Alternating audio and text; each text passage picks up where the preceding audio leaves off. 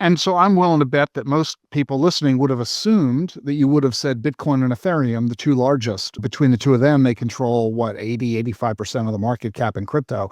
So talk about why you chose Hash and XRP, Ripple, as opposed to the big known brands of Bitcoin and Ethereum. One, I'm here for ROI. The other ones have already seen their adoption curve. There's a lot of people that have already seen Bitcoin, got in early, done really well. And both of those, are established blue chips in the space. I don't think they're going anywhere. They are, in my mind, more of a Alta Vista or a Napster to Google or Spotify. Early stage, first movers, large amounts of adoption, disruption in the space. But over the duration, I believe that there are going to be other networks that are adopted at scale and actually surpass those in market cap. Total today for crypto is around $3 trillion. We're, 1/5 of gold for the total asset class. And that doesn't mean that there's $3 trillion worth of liquidity in it. It's far less than that for what's actually liquid and can be moved around. So all that to say, we're still very early. So I do think here in 2026, there's an opportunity for a Cambrian explosion, and there'll be certain applications for these assets where they're used at scale and see large amounts of liquidity move into them in order to be able to facilitate the value transfer that they're actually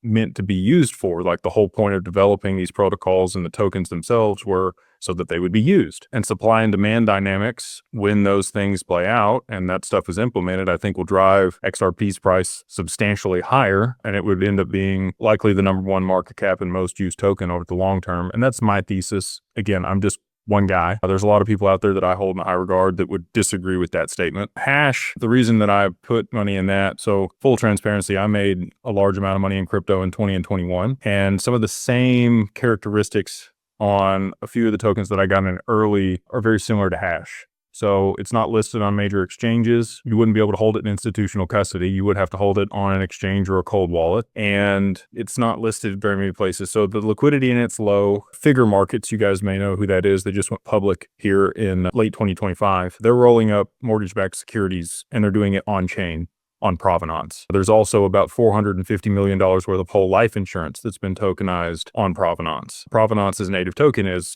Hash. And so in my mind, all right, these are real world applications that are driving value and demand for this network and the token. And that token is going to be used to facilitate value transfer on the network. All those things culminate to me thinking, all right, this is worth taking a position in while it's less than 3 pennies. And if it works out, some of the stuff did for me in 20 and 21, it'll be very lucrative. But that's about 1% of my portfolio. 99% of my portfolio is XRP.